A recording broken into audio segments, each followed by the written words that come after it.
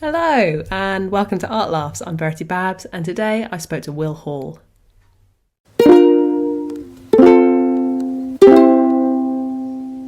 I'm Will Hall. I'm a comedian. I know very little about art. We love to see it, but you have picked possibly the most beautiful thing that we've had on the show so far. I'm absolutely in love with this and I'd never seen it before. I'd never heard of Atkinson Grimshaw. So this is a painting called Liverpool Key by Moonlight. When you look it up, some people just call it Liverpool Docks. And I saw this painting once when I guess I was like a teenager or something now, see, the thing is, I remember it as being the Tate, and I don't know whether that was Tate Britain or Tate Modern.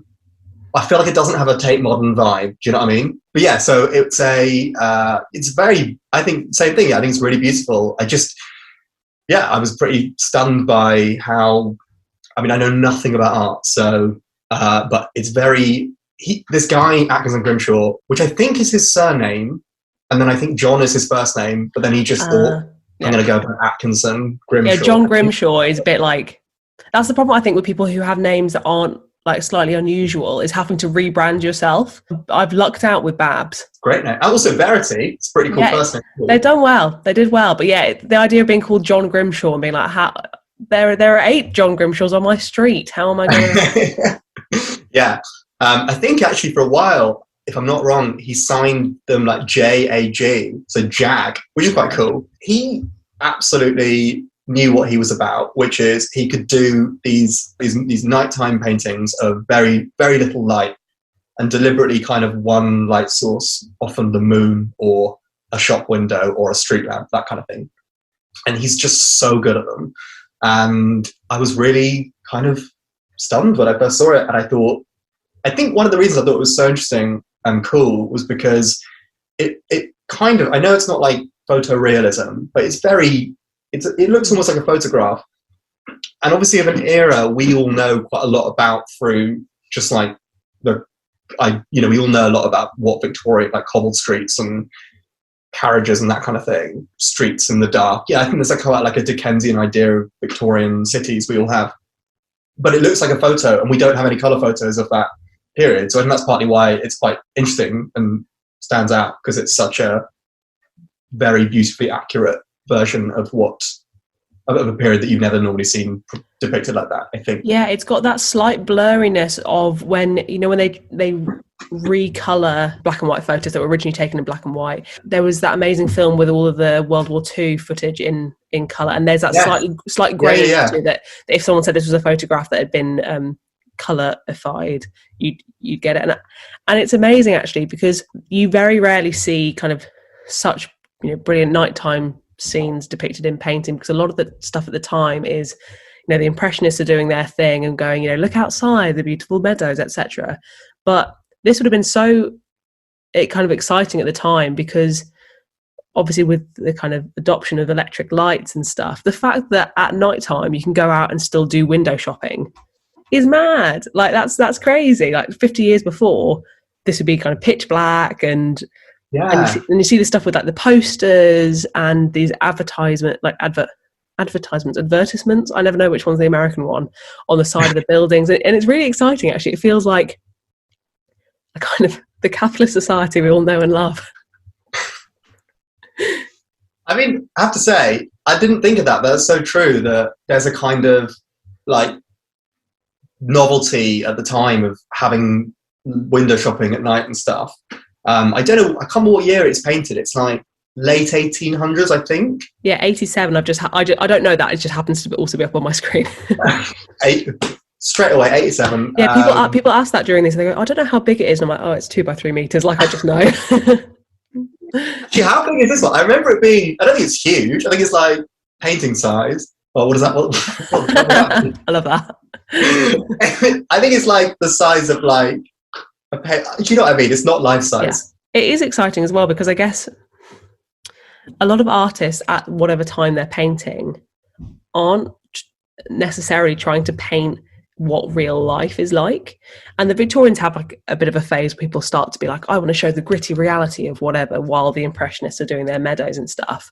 But it is just this guy's just painted what it'd be like outside. And, we see people paint today there are some contemporary artists who paint, you know, landscapes of central London, and they feel like, well, why would you do that? But without paintings like this, we sort of wouldn't get the novelty of people go out and window shop, and, you know, that's exciting 100 years later to look back on it. Whereas now, if someone painted like Clapham High Street, we would be like, well, where's the beauty in that? And I wonder whether at the time of painting Atkinson Grimshaw was like, he knows that there is beauty in this.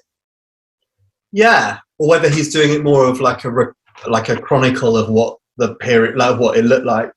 Because I guess before photography, you would need to just like the version of the world we have, I guess, comes from paintings, right? Yeah, I mean, it's an interesting question about, obviously now we have camera phones, everyone takes pictures of stuff all the time.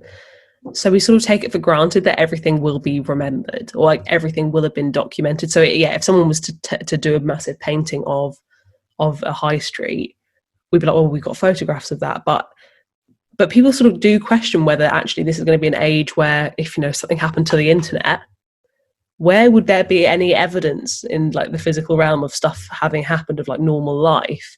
And because so much of our lives are online, you know, in thousands of years, when people are digging up, excavating and trying to work out about our society, because so much of it would have been in this like ether of the online, are they going to be able to piece together what day-to-day life was like if they haven't got access to what we do on Instagram?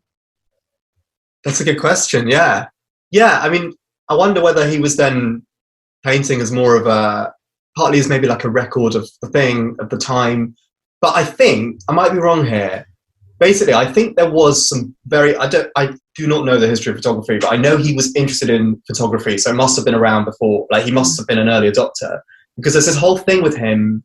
I don't know much about this guy's life other than there was this thing where some of his contemporaries, I think, got quite angry at him, and I kind of accused him of like cheating, because he would project using a very early form of projector the image, because he wasn't apparently a very skilled draftsman.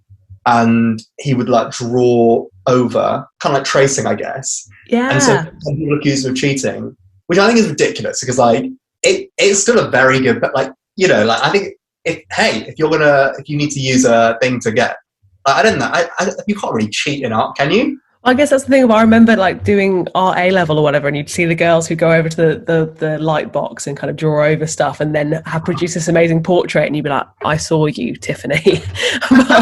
but I don't know, that's really interesting, because I think photography, for a lot of artists at the time who kind of viewed themselves as very like humble traditional artists who are like upholding this ancient tradition, when the camera is invented, they're like, hang on, I take ages to do a picture of whatever you can now just take a photograph of. And people who used photography were, well, yeah, like it was maverick and like a passing fad, and it was a get out of jail free card, because you would just take the photo of what you wanted to immortalize. So I think it's interesting that he's, obviously he's created this amazing thing, and his use of color, which you couldn't obviously trace, is amazing. But I just noticed in the background of your room, you have this photograph of someone with a camera. Is it a camera, or is it like optician's lenses? No, it is. It's like, it's a very weird photo rather, because it's like, I think it's from Life magazine. It's quite a famous photo. I think it was I don't know if it was a cover or something, but anyway, when Life magazine was like the big magazine, it was a photo from their archives, and I think it's like a camera with, it's very weird. I think he's using the bit on the non-big bit on his left eye, I think, is like a viewfinder, but he's got his hand wrapped around in quite a weird way. I think it's deliberately quite an obscure image of a guy holding a camera. But yeah, I remember seeing it and thinking that'd be nice. I don't really know the story behind it, but I mean, it's a black and white photo, so it makes me look really cool. I think you're fine. Edgelord. Very edgy. Yeah. But I was thinking it's interesting as well about photography, because at this time, obviously people would have been like, this is a huge development, but we're really not sure what to make of it. And it's still sort of the case today with how people view photographers in particular, of like within contemporary art, is that, we all know that not everyone can take a brilliant photo, and it's not the case that, anyone is a photographer because they've got an iPhone. But the art world still is a bit wary of photography as being like as artistically valid as a painting, because we understand that, you know, this is how much time and physical effort, and you move the paintbrush yourself, goes into creating a painting. Whereas there is still this sort of bias that, you know, oh, that's cheating, you know, just taking a photograph is cheating. And part of that is, you know, in the grand scheme of things, we've been painting things for thousands of years, and we've been making sculptures for thousands of years, and we've had photography for, you know, 100 years, 150 years, and it's still, like, in the grand scheme of things, really new, and we are still a bit, like, wary of this is cheating. Yeah, I don't know. I feel like, I don't know. Like, you can give a camera to, well, we all have cameras on our phones and stuff. Like, I can't take a photo nearly as good as that one, or as, like, you know, these beautiful portraits. And I think obviously it's different to painting, but I don't know. I feel like it's a very valid art form. I think as well, you can do quite cool, a lot of editorial photography and stuff for magazines. They're deliberately using the fact that it's a photo and what they can use with light and everything, which I think is quite, I definitely think that's art. I don't know. I think it doesn't, I don't think it's necessarily helpful to anyone to, like, limit what art is. You can not like a particular thing, but you can still appreciate that it takes a skill of its own. Yeah, exactly. And I think this idea of skill is something that really peeves people about art, especially when they see contemporary art and they're like, my kid could have done that. And this idea of anything that's made quickly can't be of quality, and that means we have to put so much emphasis on, you know, what does it mean? Like, when something doesn't take a lot of time or, like, skill, we're suddenly like, it's got to have a big punchline, because otherwise, you know, what's gone on here. And, you know, Liverpool Key, we looked at it, and then pretty swiftly I was like, oh, maybe he's thinking about this or whatever. And actually sometimes art just is what it is, you know. Yeah, what I quite like about his paintings, a lot of them, is like they've all got kind of such vague, like, he's gone for, like, they're all called, like, person in moonlight, house in moonlight, pathway in moonlight, you know, but he kind of clearly could do this thing. I don't know whether he was selling these paintings. Maybe it was like a really profitable, maybe he was a kind of, you know, quite popular painter who had these kind of being printed or selling them as originals. I don't really know. The other thing I think about them is they're quite deliberately, well, I don't know, I say deliberately, I feel like they're all, not all, but a lot of them are quite haunting and spooky. And there was a real, again, Victorian period is such a wide period, but I know at certain points in the Victorian era there was a real interest in ghost stories and spooky kind of, you know, that idea of the afterlife and spirits and stuff. And there was a big boom in ghost story in terms of literature. And obviously, like, Dickens wrote a lot of ghost stories, and they were contemporaries of his too. So I don't know whether, I wonder with some of his paintings whether he's deliberately tapping into that cultural thing at the time of, like, spooky things. Because there's one called, like, Figure in a Pathway or something, where it is, or Figure by a House or something, and it's like, it's a house and then a figure standing by the gate, and it's so clearly a spooky image. And so I think there's something quite, I find it quite, like, appealing, the idea of a slightly frightening, you know, when something's frightening but it's not a story or a film, like, you know, a piece of music or a painting or something that's spooky. I think that's quite cool. The way that these are uneasy in the same way as, like, a musical discord is spooky or, like, makes you uneasy. When I was a child, apparently every time like a minor chord came on in a television show, I'd, like, run out of the room. I'd, like, very sensitive. But wow, also, like, musically genius to spot that at that age. But I think it's super interesting talking about this, like, spookiness about it, because this, like, color scheme as well. It's sort of foggy, and when you think about talking about literature, you know, 100 years before this, people are still writing books about nice young ladies who are waiting for, you know, who should they marry, and it's all very formal, and the kind of books that people read and, like, the masses read, or, you know, the literate masses read, are well-to-do figures in country houses and these kind of romances. And then Dickens and people come along and they're like, no, this is what most people's lived reality is. And, you know, this painting is of Liverpool, which until, like, the Victorian times, there wouldn't have been books that focused around places that weren't London or the countryside, and these newly industrialized towns and cities kind of weren't spoken about by kind of polite society other than in like trade deals. So it's really interesting to capture that in society. And yeah, like you say about ghost stories and stuff, and you know, with the dawn of photography, one of the first things people started making were fake ghost photographs. They used to sell them. There's this huge boom. I'll put some up on the screen, but yeah, people doing a double exposure where like the second exposure is their mum in like a night sheet, and then kind of going back and kind of capturing ghosts. And this whole period, I feel like, opens up people's horizons so much when you think about in comparison to, yeah, like 100 years before. Suddenly people have access to new goods and there's new entertainment forms, because when they invent electric lights, people can stay up later because there's more stuff to do. So they have to invent the stuff to do because people are awake. And all this stuff kind of ties in with this massive culture shift. And maybe it is the case that Atkinson Grimshaw was aware that they were going through this huge culture shift. And that's why it's important to capture. I wonder whether you're ever aware whether you're going through a cultural shift. I mean, the last 2 years have all been like full of historical events and Brexit and COVID and Trump and people saying, you know, I'd love for just 1 year of my 20s not to be historically interesting.